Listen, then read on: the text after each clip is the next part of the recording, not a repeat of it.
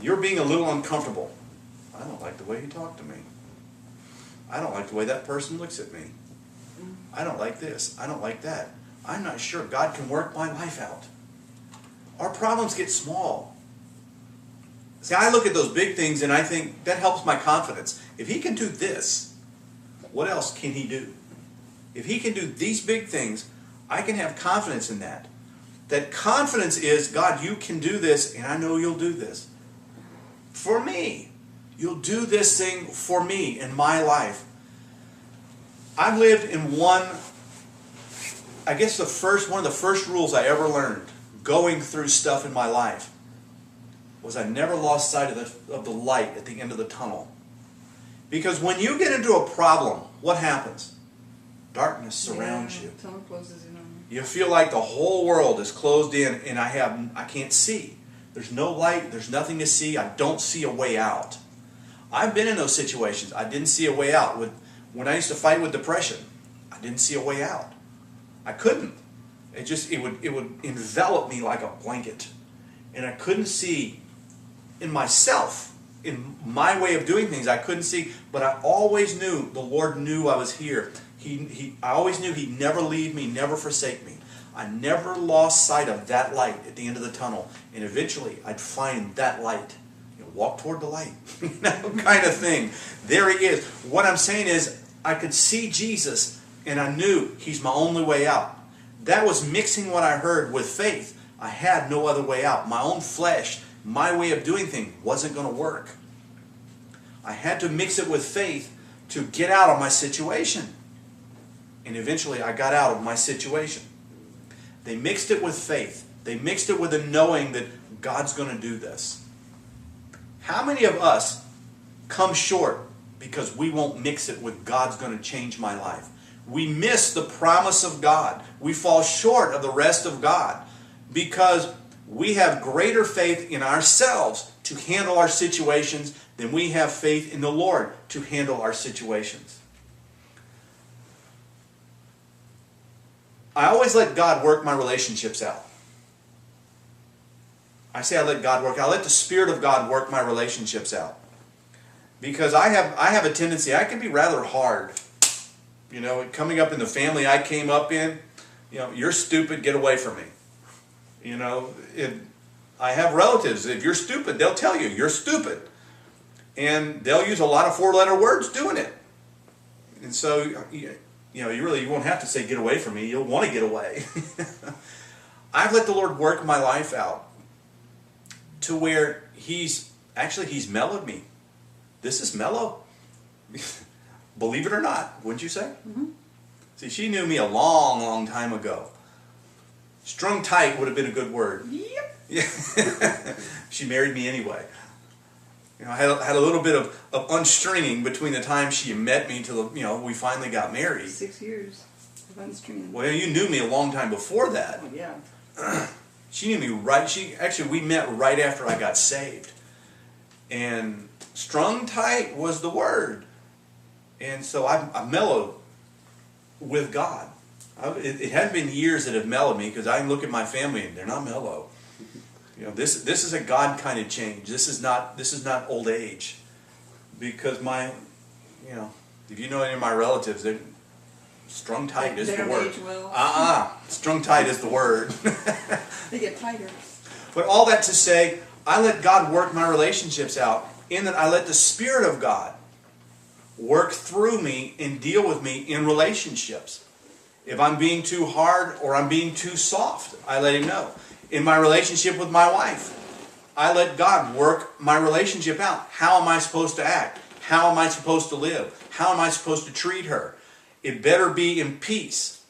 And if I get off the trail, she tells me, you've gotten off track. Don't do this, don't do that. Okay, you're right. You talked to so-and-so, didn't you? Picked up so-and-so's spirit. Yep, you're right. Doesn't happen often, but it does happen. Let's see, was that last night, this morning? Yep, that's right. Was it last night or this morning you said something to me? Last night. Last night? Who did I talk to? Oh, okay. Can't say that. It's usually the same one. Yeah, same person. Mm-hmm. family person. Just don't want it out in cyberspace. But I talked to someone and picked up that spirit, and it wasn't the Spirit of God that I was dealing in. So she says something, I say, okay, let me go back to the Spirit of God. I don't want to fall short of the promise. I don't want to fall short of the rest of God. I like rest in my life. I like peace in my life. Where am I? Verse 3.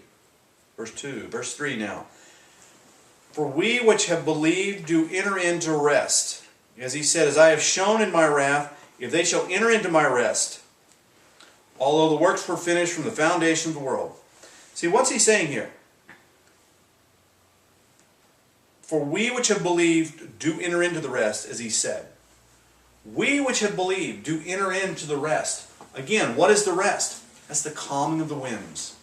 The winds have calmed down. I'm not outside in the hurricane. We have a hurricane going in our minds. We have a hurricane going in our brains. I've got to do this. I've got to do that. What does entering into the rest of God do? Or how do you get there? It comes with fear of God and faith in His Word. Faith in what He said, faith in what He's done, and faith in what He's doing in your life. The fear of God will get me out of sin. So sin's not a problem. The faith in what He's doing, fear takes me out of a direction, and faith pushes me into another direction. Here's where I don't want to be. Fear of God takes me out of sin. I don't want to be in sin. But Israel, they weren't necessarily in sin, they just weren't believing God. Takes me out of sin, sets me here. Faith does one thing, puts me into the will of God, in the direction of what I see. This is how I move in life. This is where I should be going. This is what I should be doing. Here's how I act, here's how I live, here's how I walk, here's where I go, here's what I do. Faith does that. It moves you out. I believe what it says. I can live this way. This way. I can live this way. You know, the devil's been real faithful to say, how come you couldn't get your wife healed? Very, very faithful. Been faithful to you to say, how come you couldn't get you healed? You know, God's How did you get a miracle? Yeah, how come you couldn't get a miracle? Well, we look back, and even from this point, we've looked back, and the changes that have come in us from this were a miracle. In our lives, there's been one miracle on top of another. Just the way I think, for God to change the way I think, that's a miracle. Because this thing gets stuck in cement sometimes. And when I get a thought in here, cement is the word. It's hard to change it at times. And God just changed some things instantly. And the funny part is, I know I told you, He started ahead of time. Had a friend of mine out of the blue call me or send me a text message. And, basically say, when are you going to go on to the next thing? What? When are you going to go on? And then said, call me. So I called him, and he'd had a dream. And the dream was, when finally interpreted, that I had to go on from what I had learned. God's wanting to take me on. And the Lord had told me that already. That afternoon, when I was praying, the Lord said, this is what I'm going to do. The Lord's told her, this is where you're going. I'm going to make you every whit whole. Everything's going to be cleaned up. Everything's going to be changed. Everything's going to be healed. Do we believe that? Do you honestly believe that God has something for your life beyond what you live right now? Faith will take you in the direction of that. Fear of the flesh will keep you right where you are. That I've got to hold what I've got. Is what you have right now so good that you want to hold on to it and keep it the rest of your life? And I'm talking about the emotions that you have. Not the stuff. Stuff burns down. We just had a car roll and flip through our front yard. Cars break.